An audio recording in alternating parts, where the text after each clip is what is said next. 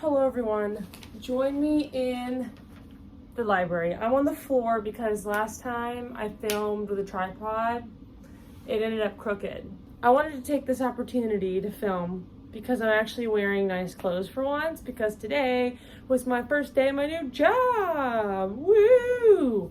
So yeah, I'm dressed up and I was like, I might as well film this because I wanted to film it anyway. And what is this, you might ask? It is the mid-year book Freakout tag. So I've done this for a few years now. I'll link the other ones below if I remember. I've gathered all the books I have for answers and we're gonna go for it. A lot of my answers, I wrote it all down. A lot of my answers are kind of repetitive, so I apologize for that. I feel like I haven't had a lot of like new favorites this year, but like all my favorites are like in one series, if that makes any sense. You'll see what I mean. So anyway, starting out strong, what is the best book you've read so far this year? I have got to say it is The Crown Conspiracy, which is the first, this is like a compendium of 2 books. Technically the first book in these 2-book series called The Crown Conspiracy, but I really like this whole thing. All right, let me see if I can actually find like the title page. Okay, The Crown Conspiracy by Michael J. Sullivan. I don't know how much I know I just read one of the books in the series in a vlog, but I don't know how much I've talked about this series as a whole. This is definitely like the highlight of my reading year, is this series. This is basically the very like overarching plot is that it's about these 2 like mercenary thieves, Hadrian and Royce, and at the beginning of this book, they're contracted to steal a sword, steal a sword from the king. Okay, yeah, it is. Just want to make sure that what I'm about to say was on the back. So they're contracted to steal the sword from the king, and they like bust in the palace, and the king is like dead on the floor.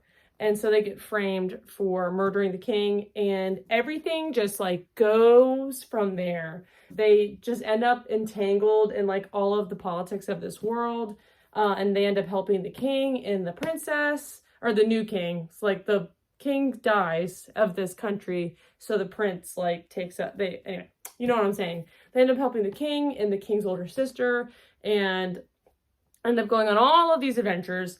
And my favorite of the series is probably still the very first book, though we'll go into the second question, which is best sequel, which is absolutely book 5, Wintertide, which is the first half of this one. I loved Wintertide. I read it in a vlog recently. I'll also link that below if I can remember. And I guarantee if I had actually finished this last book before I was filming this video, that would probably be like my favorite sequel because it's really good so far. I'm about halfway through the second book, almost like 2/3 of the way through this whole volume. But yeah, this series, this is book 1 and 3, or volume 1 and 3. I have volume 2 up there somewhere. But yeah, this series as a whole has just been like my highlight of 2024, and I can't wait to finish this book. It's been really good. All right, so question 3 is a new release you haven't read yet but want to. I usually have a bunch of answers for this one, but in this case I really only have one because it's pathetic. It's The Familiar by Leigh Bardugo. I have a signed copy of this book, and I started it. I'm on page 60, and I was really liking it, and I haven't finished it. I keep meaning to, and I'm like putting it off. I don't know why. I don't know. I just really need to read this, especially since I love Leigh Bardugo so much. So that's my answer for number 3. And then number 4 is most anticipated release for the second half of the year. I actually have 2 for this question. I'm bummed because Casey West has a new book coming out, but not till 2025. So I would have put that here, but it's not coming out till 2025. But for this year, I have Long Live Evil by Sarah Rees Brennan. Do I have the Demons Lexicon series in view? I'll just grab the first one. Okay, this trilogy, the Demons Lexicon trilogy by Sarah Rees Brennan, is one of my favorite trilogies, young adult trilogies of all time. I have another book by her that I've owned forever that I've wanted to read, that I know I'm gonna love. And then I tried to read another one of her books in high school, and I didn't like that one as much. But anyway, regardless, She has been on hiatus for a long time. She's written like some IP books. IP, that's what it's called, like when you write in the universe. Like she wrote a book for Fence and wrote a book for like Sabrina. I'll be putting them on the screen, but I think it's called IP when you do that, because she had cancer and, you know, she was struggling. And so this is her first like original fiction in years and years and years. And she's just been promoting it so much. And I know she's so, you know, excited and proud of it because, you know, it's kind of like her, like it's about her beating cancer. Like the book is about like fantasy and like this woman like going into this fantasy world from our world and like becoming the villain. But Sarah Reese Brennan has talked about how it's like really about her like beating cancer. Anyway, so I'm really excited for that. And then the other one I'm really excited about is Graveyard Shift by Emma Rio. I loved If We Were Villains. I think I read it 2 or 3 years ago now. And yeah, this is the next thing she's writing. So I'm really excited about that. I don't really know what it's about. It said it's about like 6 characters in a graveyard or something. And I'm like, sold. I think it's only a novella, which is kind of a bummer, but hey, I'll take what I can get. Number 5 is Biggest Disappointment. I actually still own this book, but it's in my pile to unhaul upstairs, and I'm not going to grab it. This is To Gaze Upon Wicked Gods by Molly X. Chang, I think? Her name will be on the screen if I might have got that wrong. I was really disappointed in this. I'm not going to go into a ton of detail, but I was supposed to read it with a friend, and I bought it to buddy read it with her, and she didn't end up finishing it. But, like, it sounded so cool, and the author's note sounded so heartfelt, but at the end of the day, it was a romance about a woman falling in love with her colonizer, and he was a horrible, horrible person and I couldn't do it. Also, the writing sucked. Like, I just couldn't believe the world. It was just poorly written, and I just cannot believe she brags about it being a 6-figure deal and how the romance is Zutara, and I'm like, I really don't understand. So that's my biggest disappointment. Number 6 is my biggest surprise. That is definitely, speaking of Fence, same author, is Dark Rise by C.S. Pacat. I've talked about this in another video as well, so I won't go too much into detail, but I just forever, I saw this in Barnes & Noble and whatever, and I never picked it up because I was like, that just sounds like it would be okay.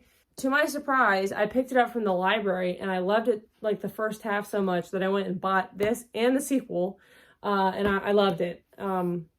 It's just it's like a classic tale of light versus dark, but at the same time, it's a super unique spin on a lot of tropes. It honestly feels more like new adult. It's pretty dark, but yeah, I really liked it. The ending was there's this great twist. You know the whole time that the main character is hiding something from you. You can tell immediately that you're not getting the full picture, but you just don't know what it is. And in the end, it's revealed, and I thought it was done really well. So that's my answer for that question. Next, and then I have another surprise, I forgot. I also really love The Warm Hands of Ghosts by Catherine Arden way more than I thought I was going to. Again, I talked about this in one of my June vlogs, which I'll leave below. But this is a World War I story about these 2 siblings. One's a nurse and one is missing in action. And the first half I felt it was kind of slow. I wasn't invested, but I ultimately ended up being really invested in these characters and their journey. And I just really ended up liking it overall. I'm really glad I gave it a chance because this ended up being a high 4-star for me.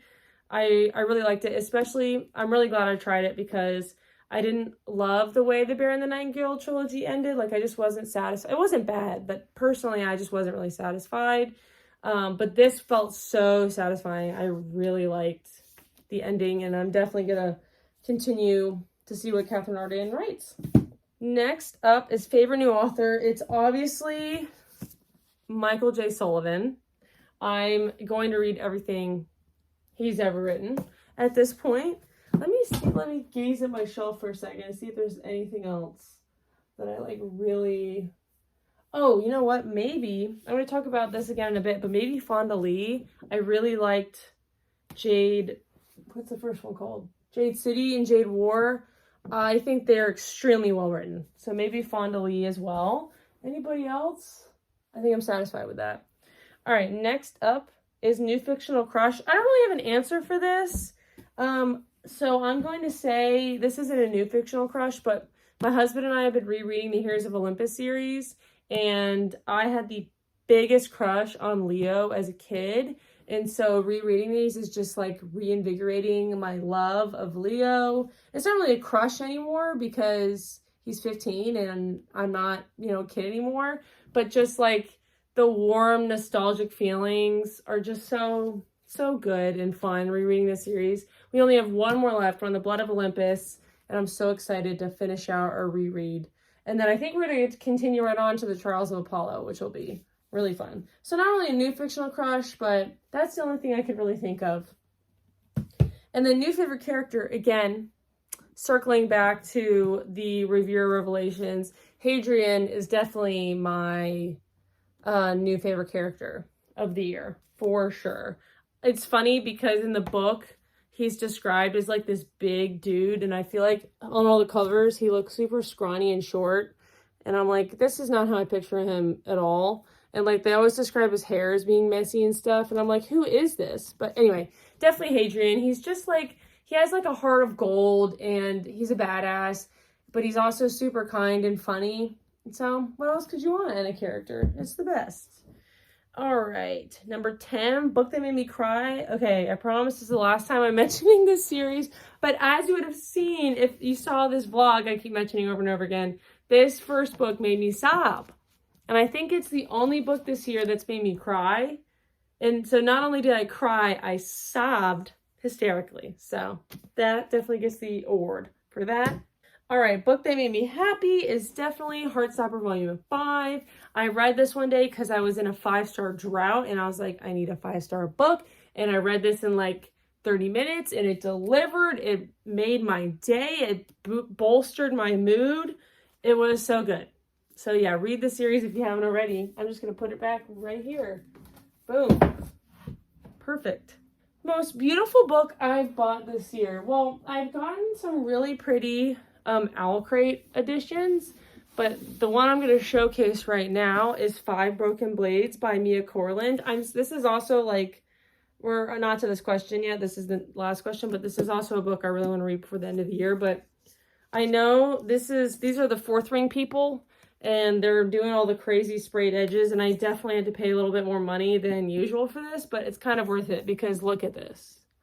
Like, Owl Crate could never, like, they give me, Owl Crate does the blank, they focus more on like the inside flap and stuff, but like this could be an Owl Crate edition, and I just bought this from Barnes & Noble, which is crazy to me, because besides, like, there's no art under the dust jacket, because we have this, like, I had to get this, plus it sounds so good. It's like Korean mythology inspired, and it's an ensemble cast, and like this guy looks like he's gonna be my favorite, just based on or maybe this guy. Like, I just love the art style. I think it's the same on the back. Yeah, this is the same, it's just flipped. But then, oh, there's nothing on the back. But that's like, oh my God, this book is beautiful. This is definitely the most beautiful book I bought this year, for sure. Super excited to read that. And then the other books that I have that I need to, the last question is, what books do you need to read by the end of the year? Like I said, Jade Legacy is making a return. I really want to finish this trilogy. The second one I really enjoyed is not the right word, but really appreciated. It was so well written. So I know we're going to get a lot of craziness in this one. And then I just have, I really also want to get to The Echo of Things to Come by James Islington. This copy is gross. I got it used. I should try and maybe clean it off or something. This is just huge. So this is very intimidating, but I really want to get to this before the end of the year. I don't think I'm going to try and force myself to read the third one because that would be a lot, but I'm definitely going to try and at least read this one before the end of the year. And then, so these are my 2 big fantasy goals before the end of the year. And then also just to continue working on my self-destruct TBR, because I think I've only gotten 2 off, which is not good. So I have 2 here that I'm probably going to make a priority. I have The First Girl Child by Amy Harmon. I've just owned this forever and I need to read it. And then the other fantasy goal I have this year is to at least start on this trilogy. The Way of Shadows by Brent Weeks. This is also on my self-destruct TBR. And there's no excuse. I even have an audiobook for this one. So I just need to get going on it. I know this one's about assassins. And this one, I don't really know what it's about. I just know I bought it because the mailman character has super strength. And I was like, that sounds fun. So yeah, that's everything. That is all I was going to talk about today. So I hope you enjoyed. And I'll catch you in another one. Bye.